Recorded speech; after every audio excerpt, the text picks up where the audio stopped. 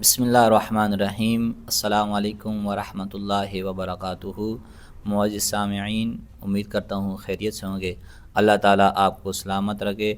अगर आप हमारे चैनल पर नए आए हैं तो हमारे चैनल को सब्सक्राइब करके बेल आइकन के बटन को क्लिक करें ताकि हमारी हर आने वाली वीडियो आप तक पहुँच सके। तो आज हम बात करेंगे जो आजकल पाकिस्तान के अंदर नाजेबा वीडियोज़ लीक होती हैं और फ़हाशी फैलाते हैं मोबाइल के ज़रिए, उस पर हम बात करेंगे कि मोबाइल नाजेबा वीडियो और ईमान का इम्तिहान है। नाजेबा वीडियो देखना भी गुनाह और फैलाना भी जुर्म है, जो आजकल पाकिस्तान के अंदर बहुत ज़्यादा सैर व तफरीह के तौर पर इस्तेमाल हो रही हैं।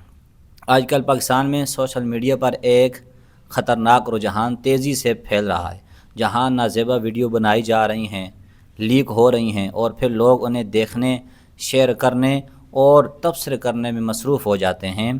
सवाल ये नहीं कि वीडियो किसकी है, असल सवाल ये है कि हम बतौर मुसलमान इस सूरत हाल में कहाँ खड़े हैं।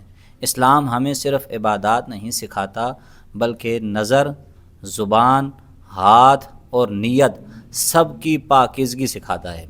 कुरान हमें साफ हुक्म देता है कि मोमिन मर्द और औरतें अपनी निगाहें नीची रखें, क्योंकि एक गलत नज़र पूरे किरदार को कमज़ोर कर सकती है। ये बात समझना बहुत ज़रूरी है कि किसी की निजी ज़िंदगी को आम करना, यानी उसके जो अपने मामलात हैं ज़िंदगी की, अपनी जो उसकी लाइफ है, उसको आम करना या फैलाना इस्लाम में बहुत बड़ा गुनाह है। जो शख्स वीडियो बनाता है, लीक करता है या आगे शेयर करता है, तीनों गुनाहों में शरीक होते हैं, तीनों गुनाहों में शरीक होता है। नबी करीम सल्लल्लाहु अलैहि वसल्लम ने फरमाया कि जो शख्स किसी मुसलमान की पर्दापोशी करे, अल्लाह क़यामत के दिन उसकी पर्दापोशी फरमाएगा। यानी जो लोग आज एंजॉयमेंट के तौर पर, सैर व तफरीह के तौर पर एक दूसरे की वीडियो लीक करते हैं, पर्दा डाल दें कि एक शख्स से गुनाह तो हो गया, अब उस बंदे को अल्लाह और उसके दरमियान छोड़ दें, अल्लाह जाने और वो शख्स जाने। जो शख्स वीडियो बनाता है, लीक करता है या आगे शेयर करता है, ये तीनों गुनाहों में शरीक होता है। यानी वीडियो पहले तो बनाता है, फिर उसको आगे लीक करता है या शेयर करता है, आगे फैलाता है, तो ये तीनों गुनाहों में बराबर का शरीक होता है। तो हमारे नबी सल्लल्लाहु अलैहि वसल्लम ने फरमाया कि जो शख्स किसी मुसलमान की पर्दापोशी करे, अल्लाह क़यामत के दिन उसकी पर्दापोशी फरमाएगा। अब इसी हदीस का मुतबादल ले लें, अगर कोई शख्स किसी का राज फाश करता है तो दुनिया के अंदर भी अल्लाह ताला उसका राज ऐसी जगह फाश करेगा जहां उसका वहम गुमान भी नहीं होगा, और अल्लाह ताला आखिरत में भी उसको रुस्वा करेगा और उसका राज फाश करेगा और वो मुंह दिखाने के लायक नहीं रहेगा। तो इसलिए हुजूर ने फरमाया है कि जो शख्स पर्दापोशी करे, अल्लाह ताला उसकी पर्दापोशी करेगा। तो आप ज़रा सोचिए, हम स्क्रीन के पीछे बैठकर किसी की इज़्ज़त को तमाशा बना रहे होते हैं और समझते हैं कि यह महज़ तफरीह है, हालांकि यह ईमान के लिए ज़हर है। ये मसला सिर्फ़ इखलाकी नहीं, रूहानी और मुआशरती तबाही भी है। ऐसी वीडियोज़ नौजवानों के जहन को आलूदा करती हैं, घरों में बेसकूनी पैदा करती हैं और मुआशरे में बेहयाई को आम कर देती हैं। इस्लाम हमें ये नहीं कहता कि गलती करने वाले को हमेशा के लिए ख़त्म कर दो। इस्लाम कहता है इस्लाह करो, तज़लील नहीं। अगर किसी से गलती हो जाए तो उसे अल्लाह और बंदे के दरमियान रहने दो, क्योंकि तौबा का दरवाज़ा हर वक्त खुला है। यहाँ एक और अहम नुक्ता है कि गुस्ताखाना या नाज़िबा मवाद का जवाब शोर, गाली या नफ़रत नहीं होता। जब हम गुस्से में वीडियोज़ शेयर करते हैं, तबसरे करते हैं या ट्रेंड बनाते हैं, तो दरअसल हम इसी बुराई को मज़ीद फैला रहे होते हैं। इसे हमें रोकना चाहिए। सुन्नत नबवी सल्लल्लाहु अलैहि वसल्लम हमें सिखाती है कि बुराई को खामोशी से, हिकमत से, हाथ से और कानून के दायरे में रहकर रोका जाए। जहाँ मुमकिन हो रिपोर्ट करें, ख़ुद को और अपने बच्चों को इस मवाद से दूर रखें और अच्छा मुतबादिल फराहम कर दें। नौजवानों के लिए ख़ास पैगाम यह है कि स्क्रीन पर जो कुछ नज़र आता है वो सब देखने के काबिल नहीं होता।